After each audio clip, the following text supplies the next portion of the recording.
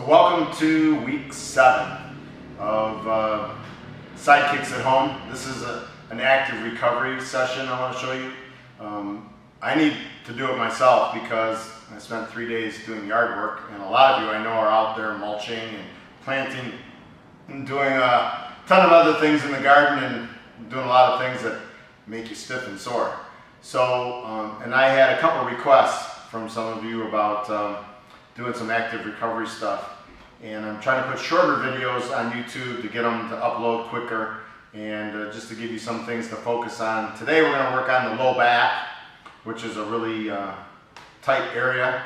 And so before I show you this series, what I did was I made sure I foam rolled my calves, my quadriceps, my hip flexors, and my lats.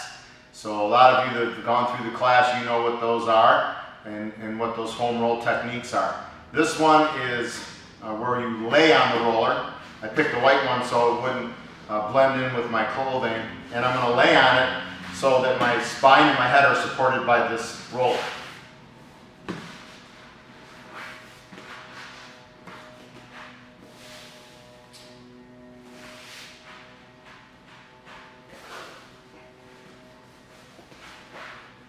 So first step is just to get in contact with the roller. There's a nice curve in the low back. So what we need to do is engage our muscles here in our ribs and kind of tuck our pelvis this way so that we maintain and take the curve out of the low back so that the low back is in nice neutral alignment. Go ahead and just take a few seconds to deep breathe. I'm not going to spend a lot of time taking my time doing the exercises. You just do it as long as you need to, probably a minute or so at this point.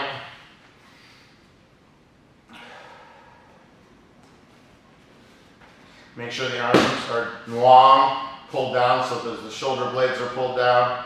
Now, the first exercise is like a crunch. We're going to slide our hands along the ground.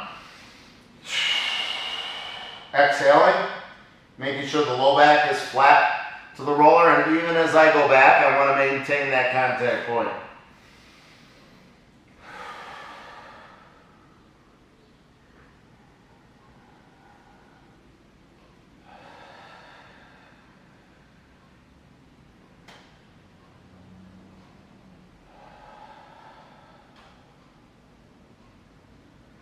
So I suggest you do 20. The entire time, keep that low back in contact. Sort of like I said, a crunch, but we slide our hands along the ground, keeping our shoulders down. So this is an entire, what I would call a core activation sequence. Now we're going to do what they call a dying bug. Right leg, left hand pressed into the ground. Inhale, exhale, lift. What's providing the stability are the 2 points of contact. So I'm going to inhale, plant the right hand in the left foot, exhale, lift. The entire time I'm trying to keep that low back flat to the ground.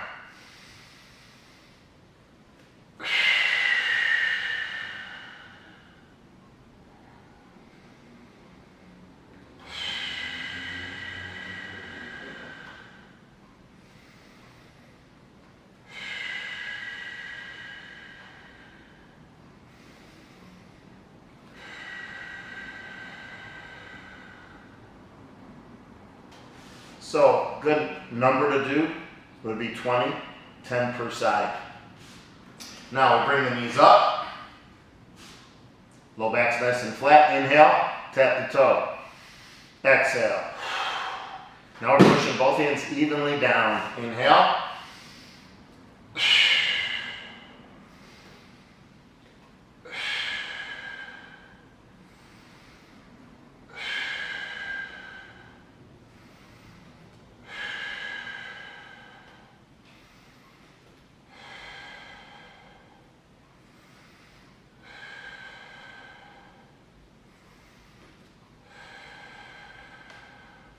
So a good number to do there again would be 20, 10 per side.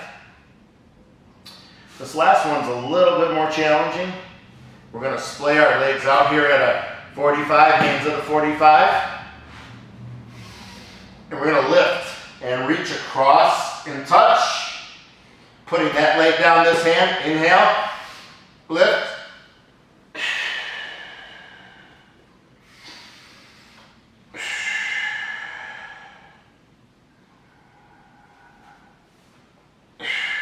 Whoa.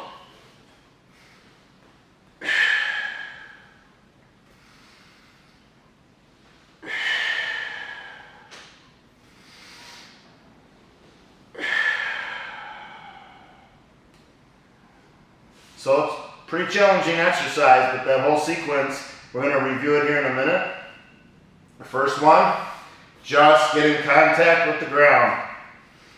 In other words, your low back's flat. Take some good deep breaths. Make sure it's in good contact. Then you're going to do 20 crunches.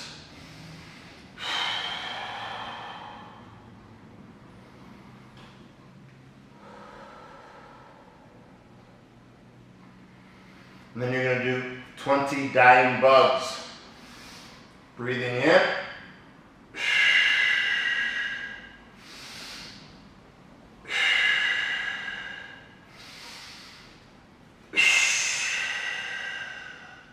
Remember, the 2 points that are on the floor are what is providing the stability.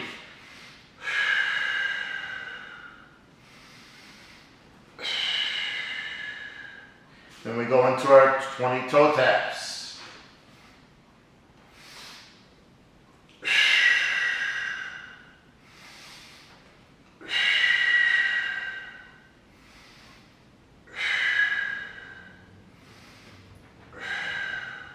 Last one, cross crunch, lift up, and only have to do about 10 of these, 5 per side.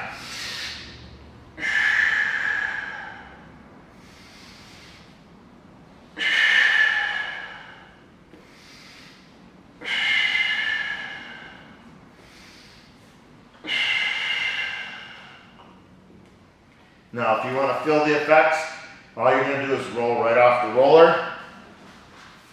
And you should feel a nice flat back, nice and relaxed. Core is nice and activated. And you're ready to do the rest of the workout.